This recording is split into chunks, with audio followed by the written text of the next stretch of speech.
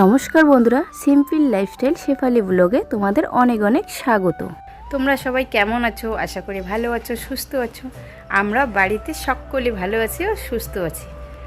তো সকাল সকাল আজকে থেকে আমার তো অনেকটা হালকা হলো, এতটা তাড়াহুড়ো করতে হবে না। আজকে থেকে ওর বাবাই নিয়ে যাবে, স্কুলে নিয়ে আসবে। তো এই সকাল টাইমটা একটু হালকা হলাম আর কি। আর বাকি কাজ তো সব করতেই হবে, শুধু স্কুল যাওয়াটা থেকে একটু হালকা, সবজি বাজার করাটা থেকে একটু হালকা হলাম। সকাল সকাল আমি এই যে রান্না করি না, সকালবেলা রুটি, কালকে রুটি ভাজা হয়েছে, রুটি খেয়ে দিয়ে বড় মেয়ে গিয়েছে টিউশনে, আর ছোটো মেয়েকে বই পড়াতে বসিয়ে দিয়েছি। যদি আমি এক টাইম ওর পাশে না থাকি, ও বসে বসে আঙ্গুলে লেগবে, হাতে লেগবে, পেন্সিল পাখার মধ্যে ঘষটা দিবে। তো এই জন্য এই যে সিদ্ধ ভাত করে নিলাম, আর বেগুন পোড়া করেছি। এটা এখন এখানে আনি ছোলাচ্ছি, আর ওকে বই পড়াতে বসিয়ে দিয়েছি। আমি যদি এখান থেকে উঠি তাহলে এক ফোঁটা বই পড়বে না, তার জন্য বেগুনটাকে আমি এখানে নিয়ে চলে এলাম, এখানে বসিয়েছি আর ও বই পড়ছে। বড় মেয়ে আসবে, তারপরে সিদ্ধ ভাত করে নিয়েছি, এগুলো খেয়ে দিয়ে যাবে। খাওয়া দাওয়া করে স্কুল যাওয়ার জন্য বেরিয়ে বললো, ওদেরকে পাঠিয়ে দিয়ে আমি রান্না করব। আজকে অনেকটা হালকা হলাম আজকে থেকে, এখন থেকে স্কুলে নিয়ে যাবে, নিয়ে আসবে।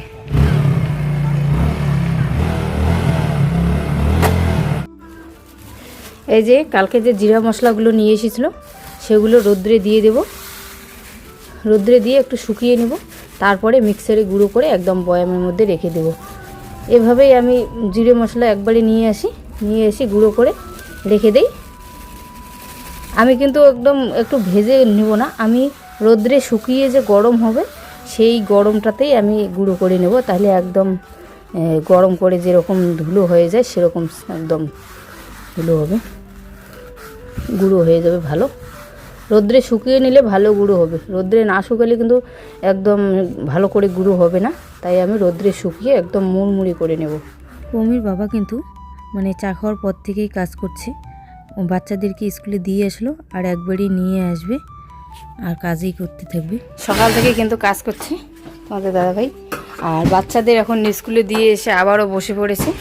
এখানে কয় পিস 14 পিস, 25 পিস, এখানে 25 পিস বর্তমানে নিয়ে বসে পড়েছে। কালকে কিন্তু সারাদিনে কাজ করেনি, যে ইয়েটা আর কি, কি জানি পাঠাইছিল কালকে, স্যাম্পল। কালকে যে তোমাদের দেখিয়েছিলাম যে একটা স্যাম্পল পাঠিয়ে দিয়েছিল, সেই স্যাম্পলটা পাস হয়ে আসছে। এখন বলেছি ফোন করে যে হ্যাঁ ওরকমই চলবে। এই যে এখন থেকে কাজ, আজকে সকাল থেকে কাজ শুরু করে দিল, যে এখন করছে। এখন এই যে কুচিটা লাগাচ্ছে কোমরের, না কোমরের কুচি লাগাচ্ছে। ও কিন্তু একটুকু সময় পায় না, ও সারাক্ষণ এভাবে কাজ করতেই থাকে। যেমন শিলিগুড়িতে কাজ করছে সেরকমই এখানেও কাজ করবে। আমাদের তো জানোই এই সেলাইয়ের উপর সংসারটা চলে, তো এভাবেই কাজ করতে থাকবে। আর বাকিটা আমি এদিক দিয়ে সামনে নেব, শুধু বাচ্চাদের নিয়ে যাওয়া, নিয়ে আসা আর সবজি খরচাটা, বারবারই বলছি। আর এখানে এই যে কাপড়গুলো, এগুলোকে ধরেছে, আরও বাকি আছে এখানে। আজকে থেকে কাজ শুরু করলো, একদম বিছানাটা এলোমেলো করে আছে।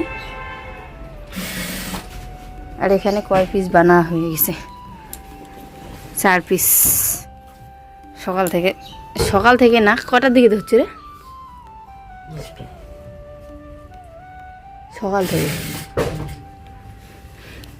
সকাল থেকে বানাচ্ছে। 1 2 3 4টা বানা হয়ে গেছে। সকাল থেকে বলতে 9টা থেকে ধরেছে, কাজে বসেছে আর কি। 4টা বানিয়েছে আর পাশের মধ্যে ধরেছে আর কি। তো এগুলো তো আজকে বানা কমপ্লিট হবে, আরও ধরবে, কারণ কাজের স্পিড কিন্তু ভালো আছে। এখন কুচি লেগেছে, স্পিড আছে কিন্তু ভালো। এগুলো এখন কুচি দিচ্ছে, ওই জন্য একটু সময় নিচ্ছে। আর এমনি তো খুব কাজ করে দেখছি তো আমি, এগুলো তো আমার হাতের মধ্যে ঢুকে যেত সুই, কতবার যে হাতের মধ্যে সুই ঢুকতো কোনো হিসেবেই নেই।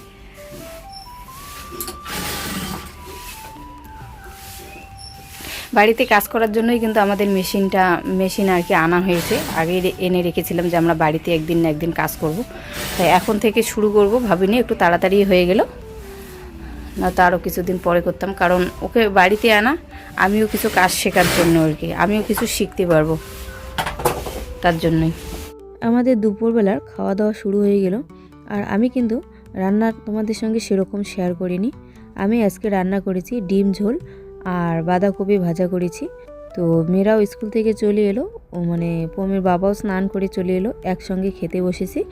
আর মার কিন্তু খাওয়া দাওয়া শেষ, মা আগেই খেয়ে নিয়েছে, এখন বসেছে। এই যে আমার ছোটো মেয়ে আছে, ছোটো মেয়ের সঙ্গে একসঙ্গে খায়, তোমরা সবসময় দেখোই। তো ছোটো মেয়ে আমার খেতে পারে কি না তার জন্য পাশে বসে আছে, মানে ওকে ভাত দিব, ভাত মেখে দিবে, এই জন্য পাশে বসে আছে। আর মার কিন্তু খাওয়া দাওয়া শেষ। সবসময় মা আর ছোটো মেয়ে আমার একসঙ্গেই বসে খেতে। তো যেখানেই খাক না কেন আমার ছোটো মেয়ের সঙ্গে আমার শাশুড়ি মা বসেন আর কি, খুব ভালোবাসেন কিন্তু বাচ্চাদের। তো তোমাদের তো আগেও বলেছি। আর মানে ওরকম করে খাওয়ার পাশে থাকেই আর কি শাশুড়ি মা আমার, যে বাচ্চাটা কি খাচ্ছে না খাচ্ছে। আমি তো বলেছি যে একা হাতে মানে খেতে শিখতে হবে, বড় হচ্ছে, আমি খাইয়ে দেবো না, সেই জন্য ওর ঠাম্মি ওর পাশে থাকবেই। তো দেখো ভাত দিচ্ছি, মেখে দিচ্ছি। যতক্ষণ না আমার ছোটো মেয়ের ভাত খাওয়া শেষ হয় ততক্ষণ এভাবে পাশে বসেই থাকবে। আর তোমরা তো মাঝে মাঝেই দেখো খাওয়া দাওয়ার ভিডিও যখন করি আমার ছোটো মেয়ে আর শাশুড়ি মা একই থালায় বসেন, বেশিরভাগই ওরা দুইজন একসঙ্গেই খায়। তো সেটা দেখেই তো তোমরা বুঝতেই পারো যে কতটা ভালোবাসে বাচ্চাদের। আর আমার ছোটো মেয়েও আমার সঙ্গে বায়না করে না, ওর ঠাম্মির সঙ্গে বায়না করে খিদে পেলে, আমার সঙ্গে কোনো রকম বায়না নেই। আর আমরা সবাই একসঙ্গেই খেতে বসেছি। আজকে ডিম ঝোল করেছিলাম, তো ডিমের ঝোলের কালারটাও কিন্তু খুব সুন্দর এসেছে। আর শাশুড়ি মা খেয়ে বলছে যে আজকে অনেক সবজিটা ভালোই হয়েছে। খাওয়া দাওয়া শেষ করে আমি ঘরটা একটু রং করব। তো কী রং করি তোমরা দেখতে থাকো, কী রং করি সবটা তোমাদের সঙ্গে শেয়ার করব। কালকে তোমাদের দাদাভাই রং নিয়ে এসেছিল।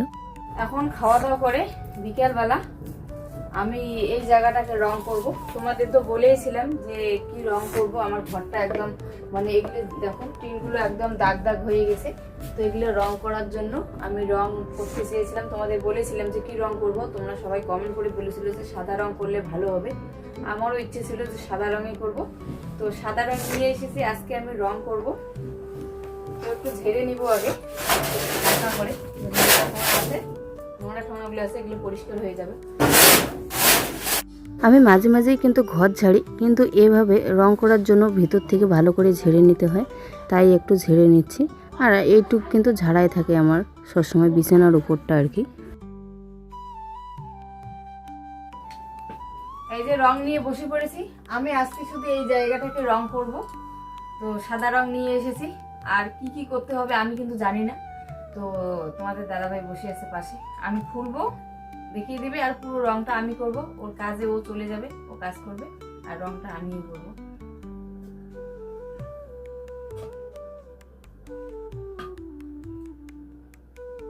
সাদা কালারটা যে এরকম আছে, কালারটা কেন বা এরকম অনেকদিন হয়ে গেছে না, ডেটটা ঠিক আছে তো। তো রঙের সাথে যে তারপিন নিয়ে এসেছে, কেউ তারপিন দিয়ে দেয়, কেউ আবার কেরোসিন তেল দিয়ে দেয়। তো আমাদের কেরোসিন তেল নিয়ে আসেনি, তারপিন নিয়ে এসেছে। তো এখন রঙে ঢালবো আর রং করবো। ততক্ষণে একটু দেখবে বসে বসে আমি পাচ্ছি কিনা, না পারলে না তোমাদের দাদাভাই আছে দেখি। বেশি একটা কিন্তু দেয়নি, হালকা করে দিয়েছে তারপিনটা, দেখি কেমন হয়। তারপিনটা দেওয়ার পরে আমাকে বলছে ঘাঁটতে আর কি।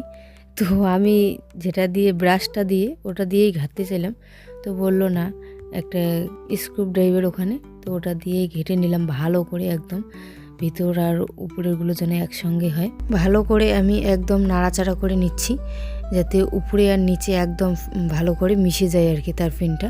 তো মিশিয়ে নেওয়ার পরে আমি একবার ব্রাশে লাগিয়ে ট্রাই করে দেখব যে লাগছে কি না টিনের মধ্যে। আমি ট্রাই করে দেখছি যে লাগছে কি না। তো তোমাদের দাদাভাই বলছে যে না এইভাবে না, আমি বলছি যে নাও তাহলে তুমি করে দেখাও। তো ও এখন করছে রং, আর আমি বসে আছি। আমার ওইটা দেখে আমি আবার বলছি যে আমারটাই ভালো হয়েছে তোমারটার থেকে, তোমারটা তো একদম জল জল হচ্ছে। তো উপরেরগুলো না একটু ওই রকমই জল জল হয়েছে, হয়তো ভালো করে ঘাটা হয়নি, মানে ভিতর থেকে ভালো করে নাড়াচাড়া দিয়ে নিতে হতো আর কি, ঝাঁকি দিয়ে একটা, তাহলে ভালো হতো রংটা। তা আমি বললাম যে এখন আমাকে দাও, আমি একবার করে দেখি পারি কি না। তো ও আমাকেই দিচ্ছে, আমি একবার দেখি রং করে আমারটা কেমন হয়। তো সত্যি দুটোই আমারটাও যেমন হচ্ছে ওরটাও তেমন হচ্ছে, একদম জলের মতো। কেন জানি না পড়ে পড়ে যাচ্ছে, বারবার লাগাচ্ছি আর পড়ে যাচ্ছে, বারবার ডবল করে দিচ্ছি তো একদম জলের মতো করে পড়ে যাচ্ছে, এরকম হচ্ছে।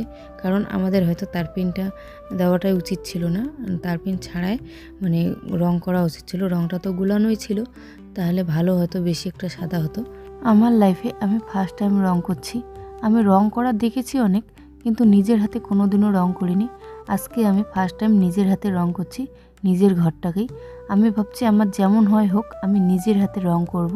তাই তোমাদের দাদাভাইকে রং আনতে বলেছিলাম, ও কিন্তু রং করতে চায়নি।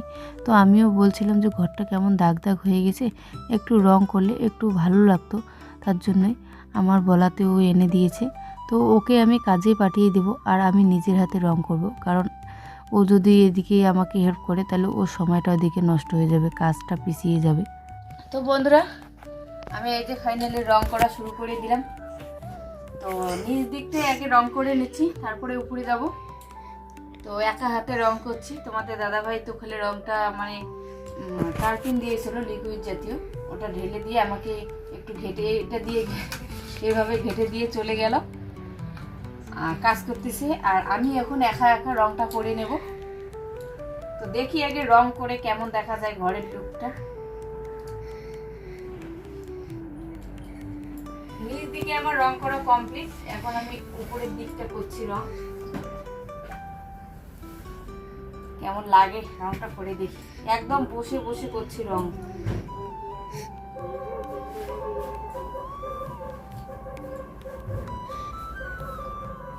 আমি নিচ দিক থেকেই শুরু করলাম, তারপরে উপরে যাব।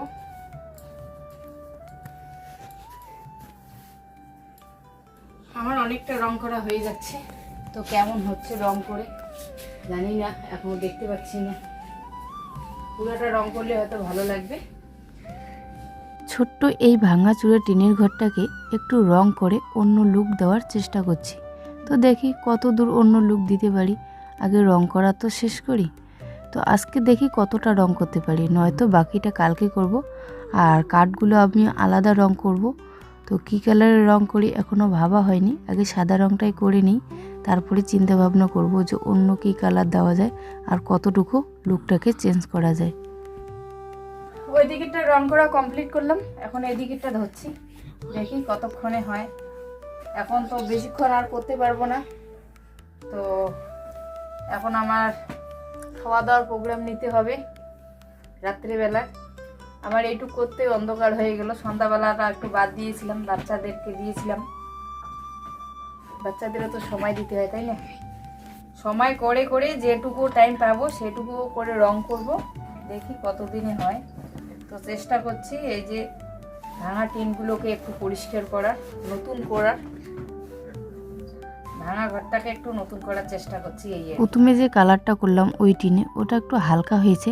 আর একটা এই দিকের কালারটা একটু দেখো ডিপ হয়েছে, কারণ এই দিকে একটু গাঢ়তে পড়েছে আর ওই দিকেরটা একটু হালকা ছিল, তার জন্যই হয়তো। দেখো এই দিকের কালারটাও একটু মানে গাঢ় গাঢ়, মানে সাদাটা বেশি লাগছে, আর ওই দিকেরটাও ততটা সাদা লাগলো না, কেন জানি না, হয়তো এটা গাঢ় হয়েছে তার জন্য। আর উপরেরটা হয়তো হালকা ছিল, তার পিনটাও বেশি পড়েছে, হয়তো তার জন্য এরকম হয়েছে, জানি না, কোথাও না কিছু একটু তো খামতি রয়েই গেছে।